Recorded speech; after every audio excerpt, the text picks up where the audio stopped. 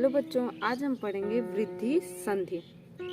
वृद्ध संधि, वृद्ध संधि जो हमारा स्वर संधि का एक प्रकार है। तो आज हम पढ़ेंगे वृद्ध संधि की परिभाषा। तो आइए शुरू करते हैं हम वृद्ध संधि की परिभाषा से। यदि अ और आ का यदि अ आ का ए और ऐसे मेल होने पर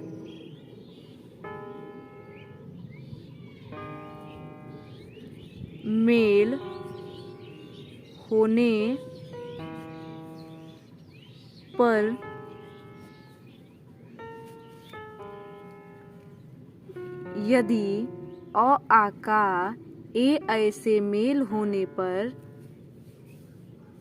ए और अ आ का ओ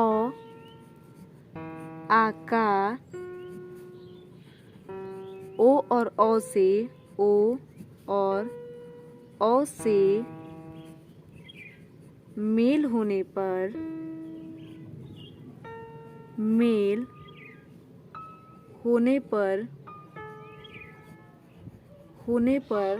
औ हो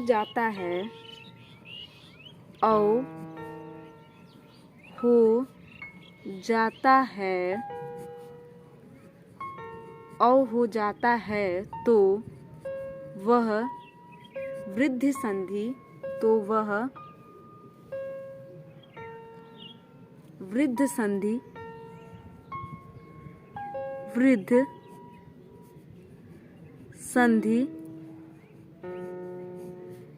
कहलाता है। जो हमारा वृद्ध संधि है, यदि अ और आ का मेल ए और ऐ से होता है तो ए, और यदि अ और आ का मेल ओ और औ से होता है तो औ होने पर वृद्ध संधि कहलाता है। जैसे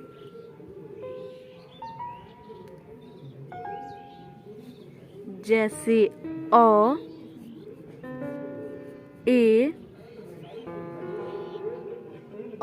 ए का जो परिणाम होगा वो ऐ में आएगा। यदि अ का मेल ऐ से हुआ तो भी उसका परिणाम जो होगा वो ऐ ही होगा।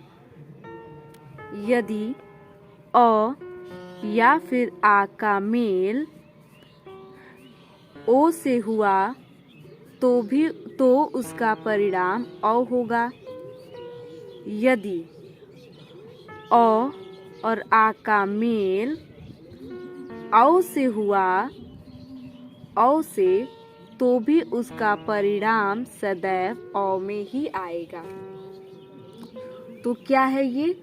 जो हमारी वृद्ध संधि है वो है, यदि अ आ का मेल ए ऐ से हुआ तो उसका परिणाम ऐ होगा। यदि अ आ का मेल ओ औ से हुआ तो उसका परिणाम औ हो जाता है, इसलिए वह वृद्ध संधि कहलाता है। जैसे अ का मेल यदि ए से हुआ तो उसका परिणाम ऐ आया। यदि अ का मेल ऐ से हुआ तो भी उसका परिणाम ऐ ही आया। यदि अ और आ का मेल ओ से हुआ तो उसका परिणाम औ आया। यदि अ और आ का मेल औ से हुआ तो भी इसका परिणाम औ ही आया। इसलिए ये हमारा जो वृद्ध संधि है। धन्यवाद।